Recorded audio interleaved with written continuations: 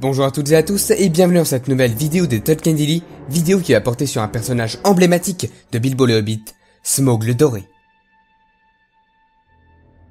Smaug, les ailes repliées comme une chauve-souris de taille gigantesque, était étendu en partie sur le côté, de sorte que le Hobbit pouvait voir sa partie inférieure et son long ventre pâle, tout incrusté de joyaux et de fragments d'or, après qu'il fût resté si longtemps allongé sur ce somptueux lit. Le Hobbit, chapitre 11. Je ne suis pas venu vous voler. Ô Smaug, aux incommensurables richesses, je voulais seulement contempler votre magnificence, pour voir si vous étiez vraiment aussi grand que le disent les récits. Je ne les croyais pas.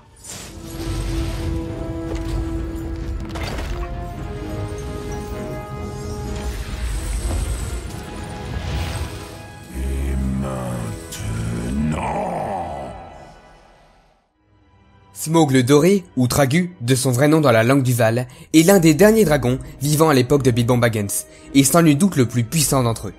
En 2770 du Troisième Âge, il est à l'origine du sac d'Erebor. En effet, alors que le royaume nain d'Erebor vit dans l'opulence, en harmonie avec les hommes de Dale, installés sur les contreforts, Smaug, attiré par les richesses accumulées par les nains, descend de la lande desséchée, dans les montagnes grises, et s'abat sur la région de la montagne solitaire. Il brûle d'abord le Val, tuant les guerriers et le roi Girion, puis s'introduit dans la montagne, massacrant la plupart des nains avant de réunir toutes les richesses en un immense tas d'or dont il fait son lit. Le jeune Thorin assiste à l'attaque depuis l'extérieur, tandis que son père, Train, et son grand-père, Tror, roi sous la montagne, parviennent à fuir par une porte secrète. Smaug fait alors régner la terreur durant de longues années et, dans un premier temps, les hommes de Dale lui résistèrent avant de migrer au sud du long lac après la disparition de nombreuses jeunes filles, dévorées par le dragon. Après cet épisode, la montagne solitaire et sa région, la désolation de Smaug, sont complètement abandonnées à ce dernier. Pendant près de 170 ans, le dragon n'est pas dérangé. Les nains, menés par Train, ayant trouvé refuge à l'extrême ouest de la Terre du Milieu, au sud des montagnes bleues.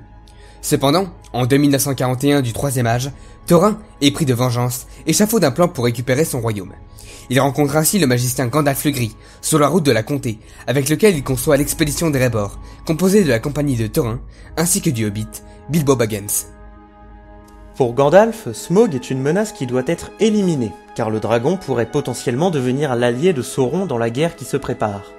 Après un périple de plusieurs mois, la compagnie arrive en Erebor, à l'automne de 1941, et découvre la porte secrète. Bilbon pénètre alors dans le tunnel et parvient dans la salle souterraine au cœur de la montagne. C'est là qu'il découvre Smaug, dans toute sa splendeur, endormi sur son tas d'or. Le dragon rouge doré est semblable à une chauve-souris, les ailes repliées sur le dos, ainsi que son corps recouvert d'une armure de joyaux. Sa chaleur rougeoie dans le noir de la salle et laisse paraître des fumées sortant de sa bouche et de ses naseaux. Bilbo est fasciné, mais profite du sommeil du dragon pour lui voler une coupe d'or et ainsi prouver ses compétences de cambrioleur auprès des nains. Bientôt, Smaug s'éveille et découvre le vol. Il entre alors dans une immense colère. Sortant de la montagne, il va se percher sur sa cime pour découvrir le coupable. Il finit par repérer les traces de la compagnie et enflamme alors l'entrée secrète quelques instants après que les nains eurent trouvé refuge dans le tunnel. Durant toute la nuit, Smaug rôde autour d'Erebor, espérant déloger les nains, mais à défaut de les trouver, il réussit néanmoins à attraper leur poney, grâce auquel il comprend que les hommes du lac ont aidé la compagnie de Thorin. À l'aube, il retourne sur sa couche d'or et s'endort. De son côté, Bilbon et les nains envisagent une seconde descente dans la montagne. Vers midi, le Hobbit enfile l'anneau unique et grâce à son pouvoir d'invisibilité, pénètre jusque dans la salle du trésor. Là, Smaug, dont l'odorat est infaillible, sent le Hobbit, sans toutefois pouvoir ni le voir, ni savoir qui il est, car l'odeur d'un Hobbit lui est totalement inconnue. Le dragon cherche alors à tirer le maximum d'informations de Bilbo, en le faisant parler. Mais Bilbo ne se laisse pas berner, et la conversation prend un air d'échange d'énigmes. Ainsi, plutôt que de donner son nom à Smaug, il se nomme lui-même gagnant d'anneaux, porteur de chance ou encore monteur de tonneaux, en référence à ses aventures. Finalement, Bilbon réussit à flatter Smaug, prétextant qu'il savait les dragons faibles au niveau du poitrail.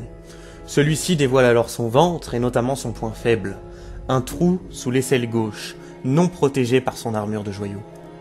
Bilbo remonte en courant dans le tunnel, non sans que Smaug crasse un jet de flamme à sa suite. Une fois remonté, il partage ses informations avec ses compagnons, ainsi qu'avec la vieille Grive, qui l'avait aidé à découvrir l'entrée secrète. Au cours de la soirée, Bilbo est saisi d'un pressentiment, et demande aux nains de fermer l'entrée, juste à temps, avant que Smaug, qui avait quitté la montagne, n'en frappe le flanc, rendant l'entrée secrète inaccessible. Puis Smaug se tourne vers le sud, et vole vers Esgaroth, pour se venger des hommes qui avaient aidé la compagnie des nains. Sous l'impulsion de Bard, descendant de Girion, le bourgmestre appelle les habitants à prendre les armes et à se préparer à affronter le dragon. Smaug survole la ville à de nombreuses reprises, essuyant des jets de flèches qui ne font qu'augmenter sa fureur. Cédant à sa colère, il fonce sur la ville et, crachant ses flammes, incendie les habitations. Les habitants fuient alors la ville, notamment le bourgmestre, à bord de son bateau personnel, ce qui convient parfaitement à Smaug, qui espère pouvoir s'attaquer à eux lorsqu'ils débarqueront. Mais c'est sans compter sur la présence de Bard, resté en arrière avec sa compagnie d'archers. Alors qu'il s'apprête à tirer sa dernière flèche, la vieille Grive vient lui annoncer le point faible du dragon. Bard décoche alors la flèche noire, qu'il tient de ses ancêtres et qui est dite avoir été forgée en Erebor. Elle vint se loger dans le poitrail nu du dragon. Smaug chute alors sur la ville, avant d'être submergé par les eaux. Les eaux où repose le corps du dragon seront dès lors considérées comme maudites, personne n'osant même aller récupérer les joyaux de son armure. Et la ville fut reconstruite plus loin sur le lac. Depuis l'apparition de Bilbo le Hobbit, en 1937, Smaug a fait l'objet de nombreuses adaptations. En effet, Tolkien a lui-même réalisé plusieurs illustrations du dragon. L'une des plus connues est sans une doute la conversation avec Smaug. Par la suite, on peut relever le Smaug du dessin animé The Hobbit de 1977, qui est une sorte de mélange entre un serpent et un chat. Et enfin, Peter Jackson nous présente un dragon resplendissant dans sa trilogie, interprété par le célèbre Benedict Cumberbatch, grâce à la technologie de la motion capture. À tel point qu'il est considéré pour certains comme étant le meilleur dragon adapté au cinéma. Voilà, cette vidéo des Tolkien Daily sur Smaug est désormais terminée.